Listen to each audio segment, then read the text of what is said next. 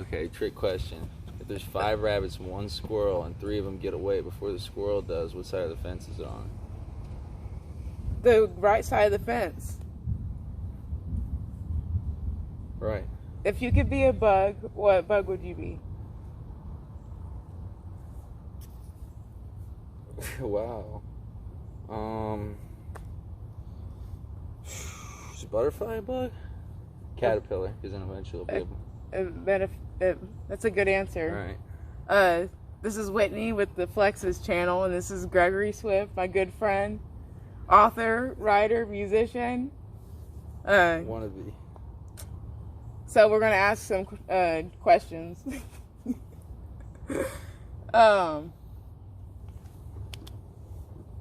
If you had to drink one drink the rest of your life, what would it be? Water. Water. Bam.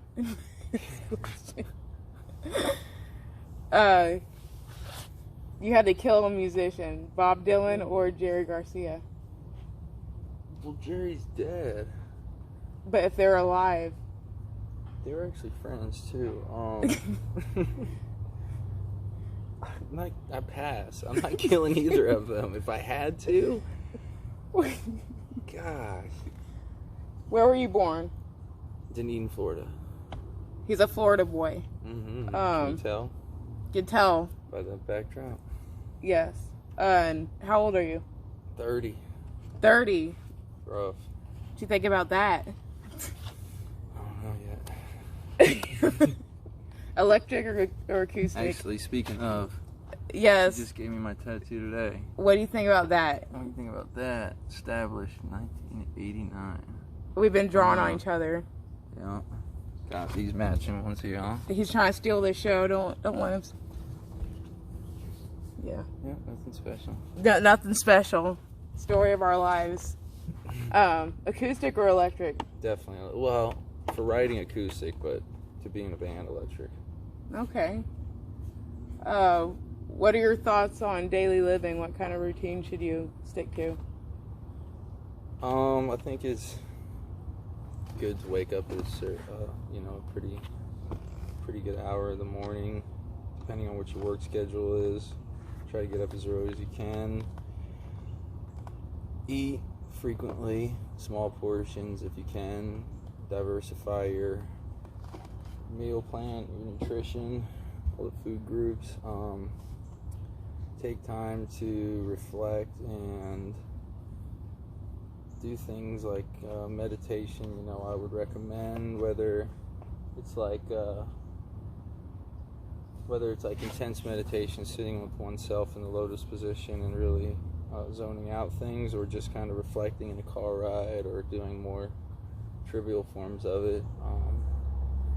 You think there's different types of meditation, or mostly sitting with yourself in silence?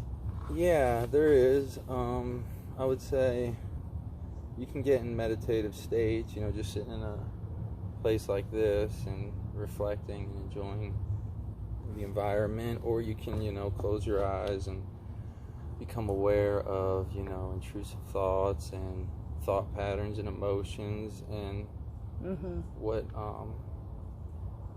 thoughts are triggered by emotions and thought patterns. And it's not easy. No, it's not. It's tough. And if you're someone that truly might need meditation in your life, it could be that much harder, because the active mind can be a spiritual mind, and it's also more prone to those intrusive thoughts I was talking about, so it's harder to quiet them. So it can take work, but it's not about how long you do it or how good you are. It's not about to gain with oneself, I guess. There it is. VHS or DVD? VHS. Favorite movie of all time? Oh my gosh. Aren't I the best oh my gosh. question I have asker? To pick one. Oh my gosh. You know what? Skip.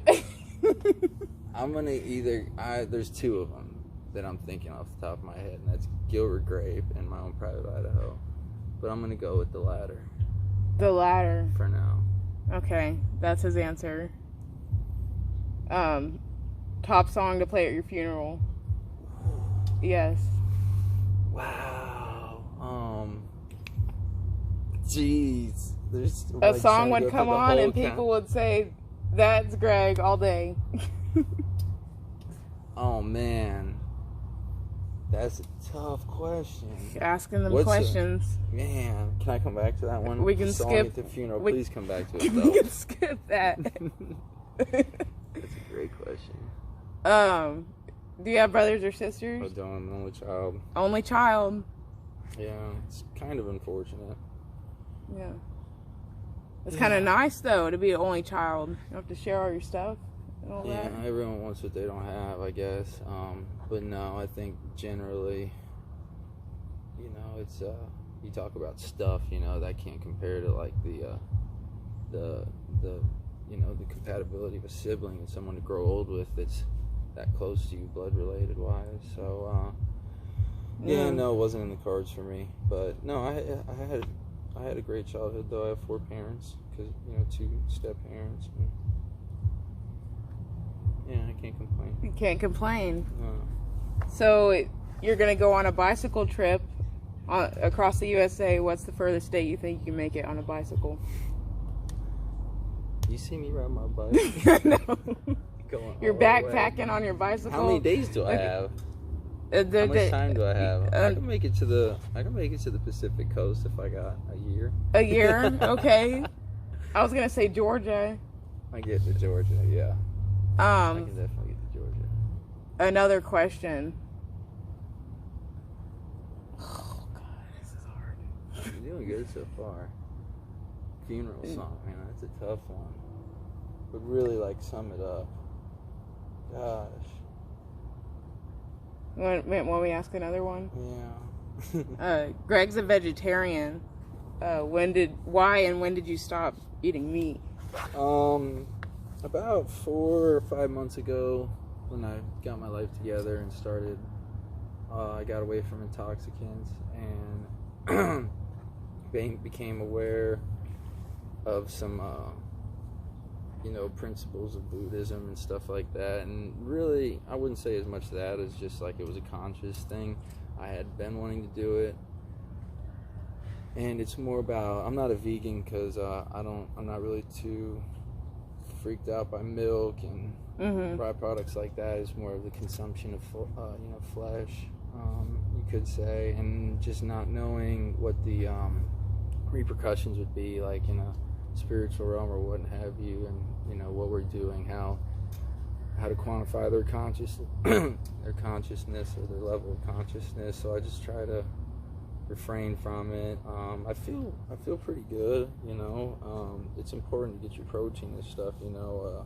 It's not good. It's not good if you don't have the money to really, like, you know, buy the right kinds of fruits and vegetables. But I feel good. So I'm not gonna lie, you know. I think about like a chicken or shrimp and even steak. I think about all that stuff. But I'm at the point now where it's just like, I guess any other, you know, related to addictions, where I just don't need it, so I can refrain at this point in my life. Yeah, that's what it's all about. Yeah, it really is. It really is, in a way. You know, what do they call it? Like renunciation, or just withstanding from things that you find unnecessary. Now I still smoke, and I'm not by no means nobody's ascetic. perfect. Yeah. No. So Greg's a diehard Grateful Dead fan. So what year would you go back and see a Dead show, and where? Okay, that's a great question. Date and times. I think it was 5/8/77 was the Cornell show, and it's notorious because it was an amazing show, first off, but a lot of people think it never happened. And why, I don't know. I think some people have taken other recordings from that tour, from the tour that year, and found the songs that were in that, what have you, or it's just a rumor. But I would probably have to, I mean, do I stay in that time? I'm only there for a day. You're only there for that one show. One show, okay, yeah. And after that, I'm going to ask another. Cornell 77 for sure. Okay. So you're there, you're floating above the crowd. Are you backstage? Are you front row and center, I'm or are on you stage. dancing in the middle of all? I'm on stage. He's on stage? I know. With Jerry. With Jerry.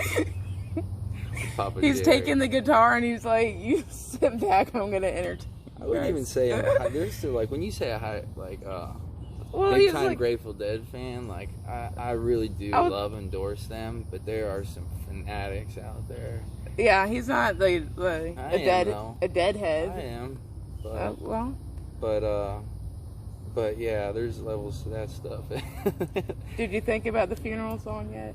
The funeral song, maybe. I know a really beautiful song by Bjork called "Venus as a Boy" just came to my head. That's more for the melody though. Okay, God, okay. what is it? I'm trying to think of like a all-time beautiful classic There's no right answer. orchestra song, or old Requiem or something would be appropriate, but Yeah. there's too many. That's like trying to pick your best favorite song, right? There's just too many. The easy answer would be like something that's like "I Miss You" or "Don't Forget About Me," but I don't know. Music's magical, so to try to sum up somebody's life in a song would be a little difficult. Impossible. Impossible. We're going to go with impossible. So, Science, real delivery. Yep. your dream job. My dream job, okay, outside of, well, okay, Well, yeah. a screenplay writer would be really cool. Okay, if I had it would There probably you be go. to be in a jam band, and play music that I thought was good-hearted in nature and did nothing but provide good vibes, and there's really no kickback that you have to worry about. A lot of people have jobs where you could fear repercussions of what you're doing. You're selling shit on a stick, excuse my French. You're doing this and that. You're building, digging into the earth or whatever. I see it as with just good, positive music, which I haven't always been into, and that's why I really like the Dead now, is because that's what I get from them. By job, I mean like a project you're dedicated to that you're proud of. A lifelong. That would be it. That didn't make any sense. No, that makes total sense. Yeah, that's a project, I love all that stuff. Maybe something a little bit more behind the scenes, like a screenplay writer or a poet, novelist, something like that would be really fun. Yeah, exactly. The secret window, just hanging out and writing. You know it. I run that movie back sometime. Yes. Do we pass over any other questions? I don't know. You're the one throwing them out. I'm throwing them out there. Wow. Yeah, Riverboat Ace. Riverboat Ace. Riverboat Gang. Would you go inside of a pyramid in Egypt to investigate Absolutely. it? Really? Absolutely. No fear. I don't believe in too much things in the lines of ghosts. I believe it's not like if there's an Indian burial ground, it's probably bad juju to start trampling on it. But yeah, I think so. I don't know what reason I'd have to be there, but if I was Indiana Jones, I'd be all in. Speaking of Indiana Jones, what do you think about the Bermuda Triangle? That's a good question. I think That's it's Bermuda probably, Triangle. It's probably could be like a coincidence of there was that one guy, Lieutenant Taylor or something like that took out a bunch of. There was a group of pilots that were out there and they went missing, and that's like one of the notorious stories. And then the sailors, I'm sure, and I don't know. It could have just been propagated, a story, and then another one happened, and then it just an area Myth. became synonymous with this kind of crazy occurrence. I'm sure there's areas where things are strange, whether it's the magnetic poles, or I'm sure there's areas where things have got a certain thing going on, What's your advice for people dealing with addiction? Like, how would they go about stopping? Well, making that's a tough one. That's a bad question. No, it's a good question. The stopping, they say, is the easiest part. you know, Just- staying clean. Because I mean, yeah, I kicked a pretty hardcore drug. You know, the worst of the opiates. Whatever, they're all bad. It's all the same thing. But you know, that first week or 2 weeks that you're really going through it, it's bad, but you can feel like a little bit of your chi coming back when you don't have the stuff in you on the day 2, day 3, or even in the 24 hours. You can start to feel like life again a little bit, even though you're sick and you're so bogged down. And then you get through that, and then you move into that area of feeling your life force, and then you forget what the repercussions were of the way you used before. So then you're riding on this pink cloud, they call it, and you can get caught up in that. So I guess the trick really is, you know, getting with the community, that, you know, a fellowship that works, you know, a certain spiritual program that would be conducive to recovery and living that way. Because once there's really I'm not going to say there's no reason for it, or, but there are NA meetings all across America and the world for that matter, and they're a good way to meet people, you know, and live a new kind of lifestyle. And it's really worth it, I think, in the long run, to not be irritated about everything you do, and, you know, befriend people that you would have written off because of their musical taste or their clothing style or their job preference or whatever, and you would have written them off in your past. But in sobriety, you have more understanding, acceptance, and tolerance, and it's a better life from what I've seen so far in my 7 months. Yeah. Which is very, very not much at all. You've made amazing progress, though. Amazing. I think we've done some good things. Yes. Together. Yes. We're making steps. The steps in the right direction. That's what it's all about. Yeah. Stairway to heaven. It's the stairway to heaven. And that's another thing. Meeting your becoming in touch with God. That was my easiest way to find God, was getting sober, and I can't contextualize it still. You know, I mean, I don't have one religion I adhere to, but it's the through meditation and practicing, you know, sitting with myself and my eating habits and becoming aware of them and testing myself and writing and stuff like that, I had this like overwhelming feeling that like I can accept death, and here I am. I'm not intoxicated. If this is the last day I live and I never accomplished any of those pipe dreams or just dreams that I had in my addiction and these illusions of grandeur, like, it's okay. I'm here now, and it was all for a reason. And that has probably been the biggest blessing, is being able to find a higher power. It really has. Yes. That's what it's all about. I would say so, right? I would say so, my friend. So, he's an old soul. Would you live in the 50s, the 60s, the 70s, What the age am I? 80s, or the 90s? You're at your prime age, 25. Would you say that's your prime? If I'm 25, I would want to be right in the heart of it, about probably 1970.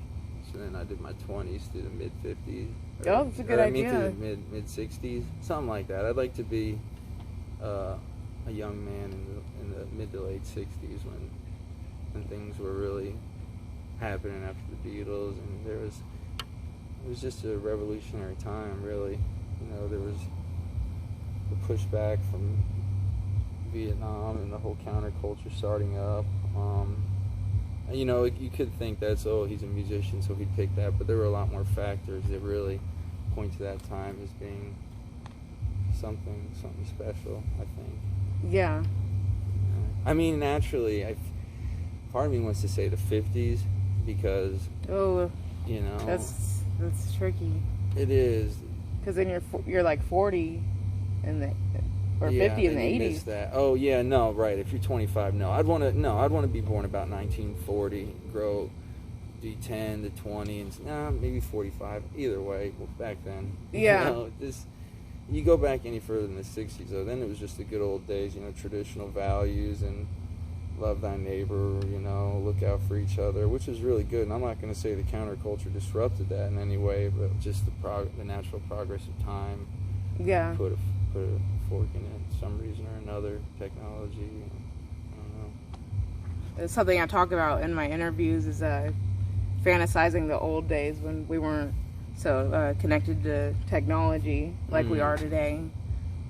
You know, going back and talking to people in person instead of messaging and all that. So yeah, that's something I talk about in every interview. That'd be my one wish, I think, for the world. Yeah, remember to go back to that way of life. Don't let technology rule your world. There's more to life than getting off work and watching TV until you go to bed and doing it repeatedly like that. I know. Yeah, TV's bad too, but I think it's only a fraction of like the internet, because the internet literally influences you through your searches, and it just perpetuates whatever they think you were yesterday, and then they give you that same feedback loop, and you don't ever grow because of it. They give you that algorithm, and they know what you want to listen to, they know what you want to research, they know what you want to buy, they know more about you than you think you know about yourself probably, and it's just, I mean, the only constant is change. So if we're just doing the same thing, then we're just fighting, yeah, you know, nature in a way. So it's, I don't know, that's bad, but that's life too. That's where we are. We have 4 minutes left. We went over the 10-minute interview. What I feel like we skipped a question.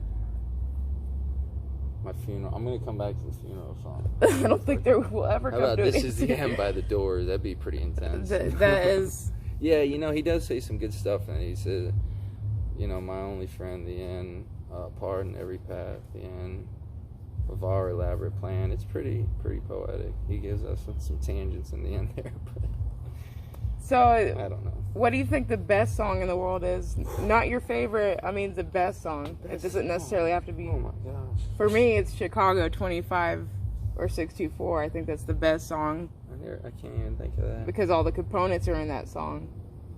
Man. That's my opinion. It's not my favorite song. I used to, when I was a kid, I really loved Man in the Mirror by Michael Jackson. And now, living a spiritual program, I can understand how you can't really be an empath and go change the world if you don't start with yourself, because everything you're trying to change is coming from a skewed place, and you're trying to put out all these, you know, ideas and the way the world should be, but you're not fixed yourself. You know, I saw a quote the other day. It's like, finding one thing wrong with yourself is better than 1,000 in another.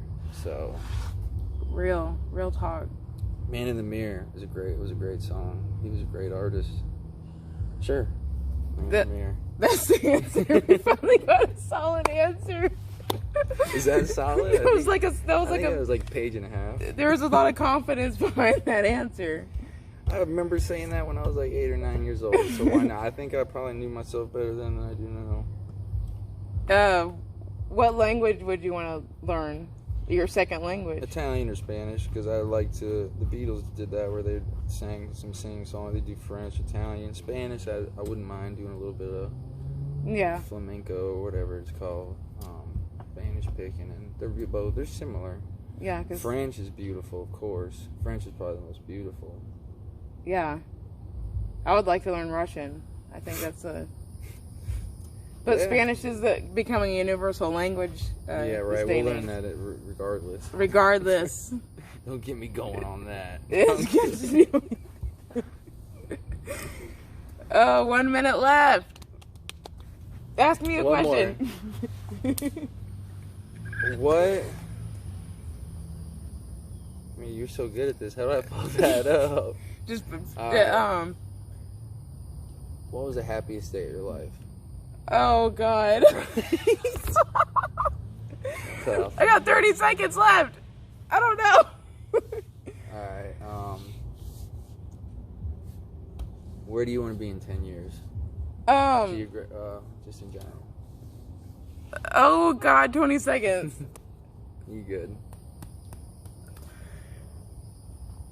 I can't answer the question. In 10 years, I hope I'm a like an artist in California. I got a cool studio overlooking the ocean, and all my friends come over and we just jam out. Amen. And that's it. That's the end of the interview. Longer than we thought. Longer than we thought. 4, 3. Hi. This is Whitney with my good friend Gregory Swift. Hi.